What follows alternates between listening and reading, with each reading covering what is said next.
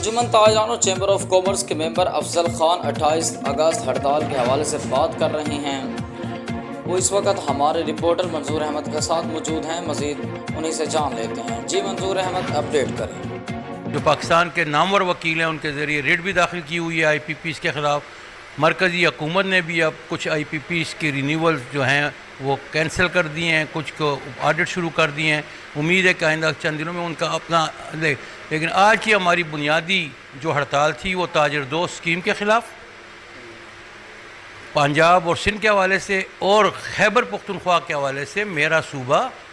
اس کا سارے کاروبار کا دار و مدار وہ افغانستان اور سینٹرل ایشیا کے اوپر ہے۔ آج اگر افغانستان کے بارڈر سے اس طرف پیاز، ٹماٹر، سبزیاں خراب ہو رہی ہیں تو لوگوں کا یہ خیال ہے کہ شاید یہ افغانستان کے تاجروں کا نقصان ہے، لیکن لوگوں کو پتہ نہیں ہے کہ یہ یہاں سے ان لوگوں کو ہمارے جو بیوپاری ہیں سبزی اور وہ سیڈ دیتے ہیں، بیج دیتے ہیں، وہاں پہ فصل تیار ہوتی ہے، پھر وہ وہاں پہ نیلامی ہوتی ہے، ہمارے یہاں کے بیوپاری خریدتے ہیں، اور یہ جو کچھ بھی وہاں ضائع ہو رہا ہے وہ میرے خیبر پختونخوا کے بیوپاری کا سامان ضائع ہو رہا ہے۔ اس لیے ہم یہ کہتے ہیں کہ میرے صوبے میں Torkham border, Ghulam Khan border, خرلاچی border اور دوسرے جتنے بارڈر ہیں ان سب کے اوپر سیاسی حوالے سے،